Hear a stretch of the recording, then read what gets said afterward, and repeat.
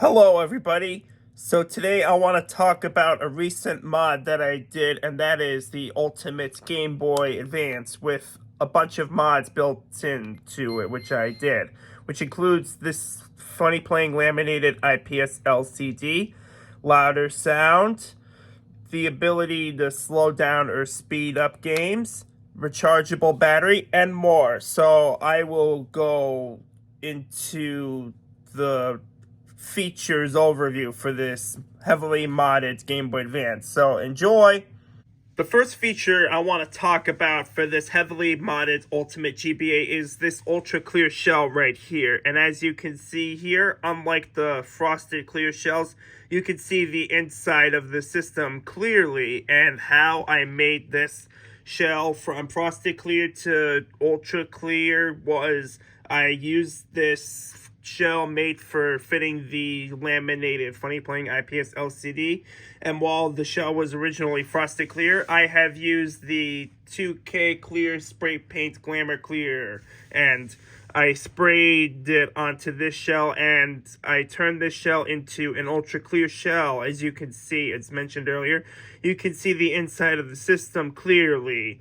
And I am using different color buttons, which consists of the blue D-pad, yellow B, red A, purple L, orange R, left pink bumper, right brown bumper, white start button, black select button, as well as a green power switch. And when you turn it on, it consists of the FunnyPlaying Laminated IPS LCD. So when I touch the Game Boy Advance logo on the lens right here, it's a touch sensor in which I have increased the brightness by tapping on it. But when I hold the touch sensor for a few seconds, I go decrease the brightness. As you can see here, I went from the dimmest to the lightest, and I inserted silver vinyl on the Game Boy Advance logo on the back of the glass green lens, as you can see here. And while this laminated LCD originally consisted of the holographic logo, I have removed the holographic vinyl on the back of this lens and replaced it with the silver vinyl on the logo, as you can see here. So when I hold select for a few seconds, I open up the OSD menu, and the controls are up to increase and down to decrease. This is the brightness section, so when I hit select, I have color inserted, I meant highlighted.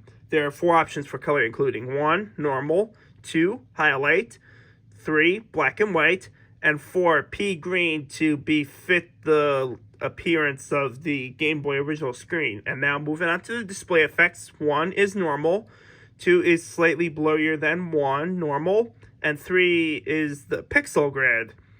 And now moving on to the frame option, I have either on or off. Well, the purpose of the frame option would be a trick which the GBA would mix the current frame with the previous frame to provide the ghosting and fixes the transparency effect in the games that use it.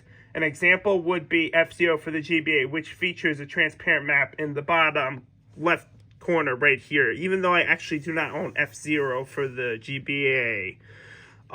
Let's move on to this sound, and that is, I have a clear FunnyPlaying speaker installed in there, but when I turn it up, the sound gets louder. That is because I have installed Helder Game Tech's audio amplifier for the Game Boy Advance, which I have louder sound compared to the original GBA sound without the audio amplifier installed.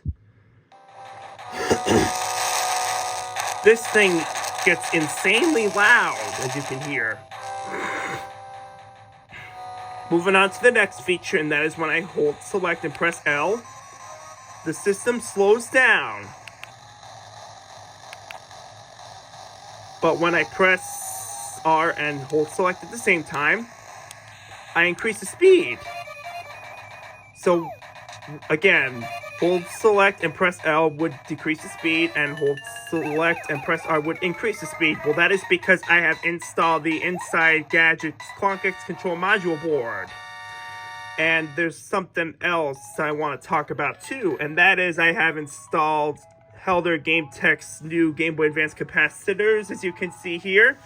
And I even installed the Power Cleaner Flex PCB by Helder GameTech. So the purpose of the Power Cleaner Flex PCB and the capacitors is to decrease the hiss or hum on the Game Boy Advance, especially when I have an IPS LCD installed in this Game Boy Advance. Yet another feature includes this rechargeable battery pack here. As you can see here, I am using Retro Modding's rechargeable battery pack, and I have modified the battery pack so that I have installed this 200 milliamp, which is MAH, 200 MAH battery pack, so I can have more playtime on this Game Boy Advance. And as you may notice, I have trimmed out the battery compartment so that the 2000 MAH battery pack will fit in there fine, and the battery closes up fine.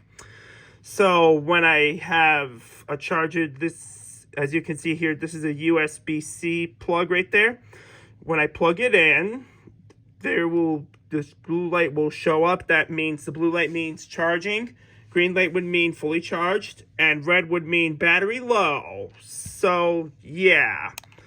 I like this modified, heavily modified Ultimate Game Boy Advance because of the fact that I have installed the IPS LCD, louder sound, and the ability to decrease or increase the speed of games. While I forgot to mention that I have installed the clicky L and R tactile buttons, in which I have replaced the old buttons with the more clicky ones, as you can hear, for the L and R buttons. I want to talk about some known issues for this mod, and that is when I hold select and R and put it up to 1.5 speed through the ClockXControl, hold select and R to increase the speed up to 1.5x speed. The screen fades to black because this clock, there's some issues with this LCD and the ClockX module in there, and it runs perfectly fine when I have the speed from 1.5x speed or below, but again, when I hold select and R and increase the speed up to 1.5 or 1.75, the screen fades to black. I have another issue to talk about regarding the ClockXControl. So again, as mentioned before, when I have the Game Boy Advance at 1.5 speed with the FunnyPlaying Laminated IPS LCD installed, the screen goes black, but when I hold select and R, it does the same thing again. However, when I have the Game Boy Advance running at 1.75x, the game crashes. This is because some games don't work well at higher clock speed when I especially have it at 1.75x. For example, I have Super Mario Advance running on this Game Boy Advance. When I have Super Mario Advance 4 on this Game Boy Advance and I set the ClockXControl speed to 1.75x, it doesn't really crash at 1.75x speed, but actually it does, I meant. The same thing happens with Super Mario Advance 4 when I run the Game Boy Advance at 1.75x speed. And unfortunately, this is how the ClockXControl module is supposed to work, unfortunately. Or maybe I might have screwed something up with the ClockXControl. I'm not really sure, though. In spite of the fact that when I run the Game Boy Advance at 1.75x speed and the game crashes in Super Mario Advance 1 or 4 with Cabela's Big Game Hunter, it doesn't actually have the tendency to crash. But then again, the screen fades to black when I have the Game Boy Advance running at 1.5x or 1.75x speed. When it comes to original Game Boy or Game Boy Color games such as Tetris right here, and I'm running this Game Boy Advance at 1.75x speed, it doesn't have the tendency to crash like Cabela's Big Game Hunter for the Game Boy Advance when running the Game Boy Advance at 1.75x speed.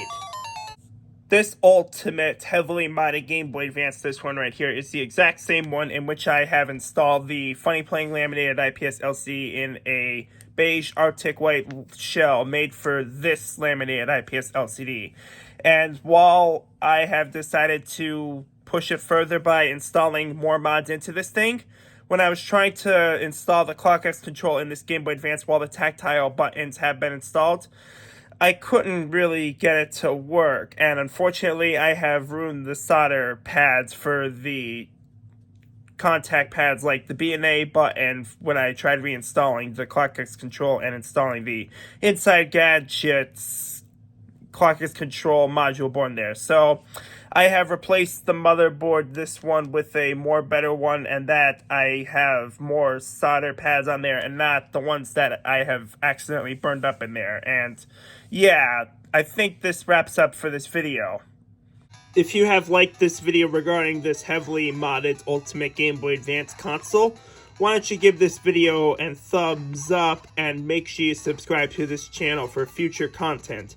And as always, thanks for watching. Goodbye!